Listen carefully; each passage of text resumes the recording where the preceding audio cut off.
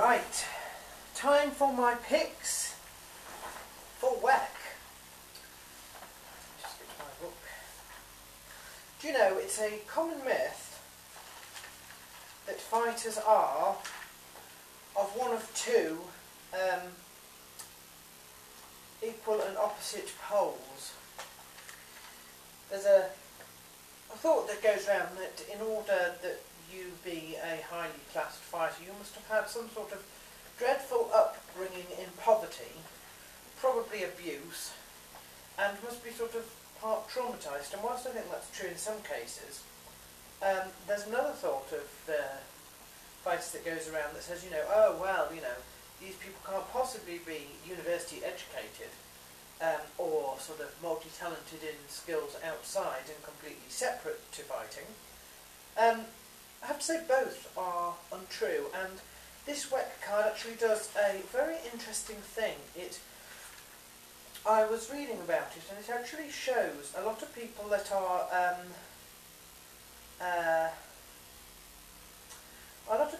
sort of multi-talented and come from a range of backgrounds. There are people on the card who have not had a very good upbringing. There are people on the card who are completely foreign and cannot speak English. Then there are people on the card who can speak more than one language. For example, where are we? There's Alex Sergikov, who can speak English and Russian. There's Alex Karalexis that can speak English and Greek. There's many of them that can speak some form of Spanish or Portuguese as well as English. As for degrees, well, did you know that Mike Brown has a BSc in biology? Danny Castillo has a communications degree.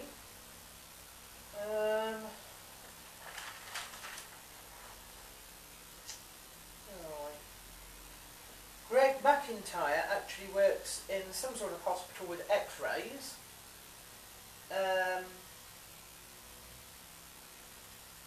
Alex Sergikov has a Bachelor's of Arts in Business.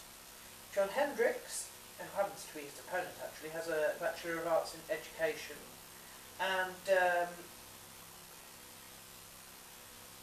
Justin Haskins, now he is interesting because he has a Bachelor of Arts in Sociology, and I'm sort of a bit of a social scientist myself, so he's quite interesting. I am thus, of course, supporting him by any means possible. I think he shall win by decision, yes.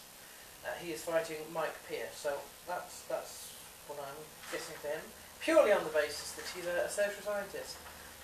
It's my prerogative to pick who I want. Actually, other bouts that I'm not interested in, Marcus Galveo and Damicio Page, Kenji Osawa and Rafael Rebello, Mike Budnick and John Franchi, Danny Castillo and Phil Cardella. I'm not interested in any of those matches. I only really support WEC for the people that I am interested in. Of course, I don't get to see the matches in England, but if any of those that I am not interested in do well and show the right character, I might be more interested in them next time. So I shall start. Alex Karalexis and Greg McIntyre. Alex is 9-4, usually wins or loses by TKO. He's on a 2-fight losing streak at the moment. Greg McIntyre is 5-3, usually wins by submission. So it's the submission versus the stand-up here.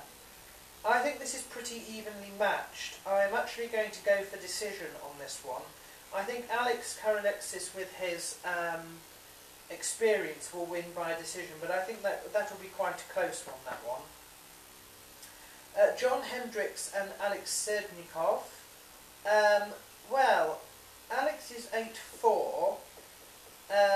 He usually wins and loses by submission. He has lost to people like John Alessio twice and John Fitch, but I am still going to go for him in submission by round 1. I believe the other guy is something like 4-0, but he hasn't really fought anybody of any sort of calibre, I don't think. So I'm going to go for some sort of bar in round 1 by Alex Sergenikov over John Hendricks there. Who else am I supporting? Ah, yes. Razor Rob and Marcus Hicks. Big fan of Razor Rob, actually, when he was champion of the 155 pound division. Marcus Hicks usually wins with submission, but I am going to go for Rob here by TKO in round 2. I just think that he will be too strong for Marcus Hicks there. Josie Aldo and Chris Mickle. Now, this is interesting because Josie Aldo is an up-and-comer. He is 13-1, but he usually loses by submission.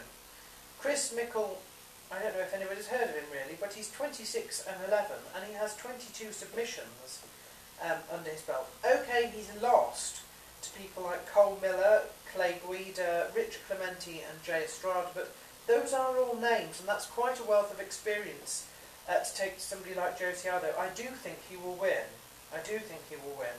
I think he will win by submission in the 3rd round. I think Josie will give him a little bit of a run for his money, but I think it will end up being a submission. I shall go for Bar as well in the 3rd round there. Rich Crunkleton, 16-2. He's got 70 KO wins and 6 submission wins, so he's pretty well rounded there. But he's facing Bart Paziewski. Now, he is a Suckerpunch fighter.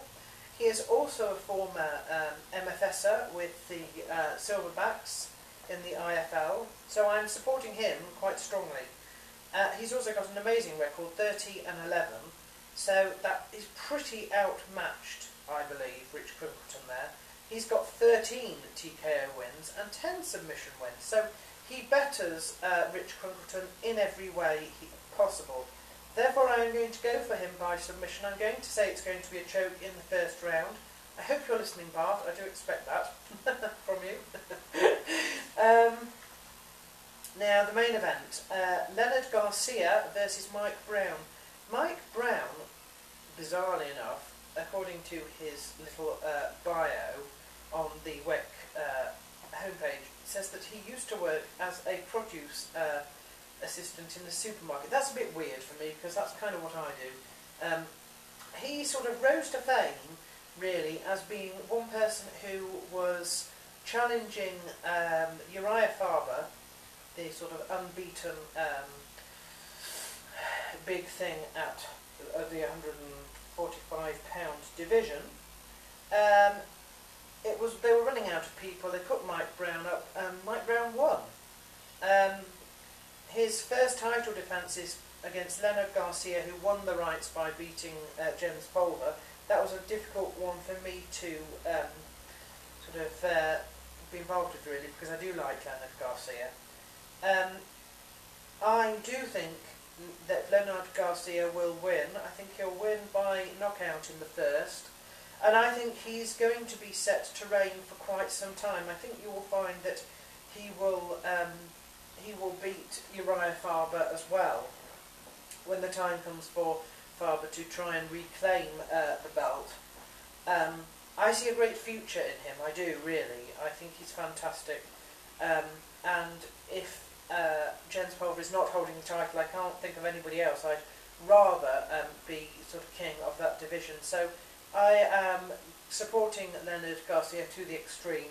I think that he will be sort of the future of that division, and I think that he will sort of make swift work of Mike Brown and hopefully reign for quite a long period of time. I think the days of Urijah Faber on top in that division are past for now. And those are my predictions.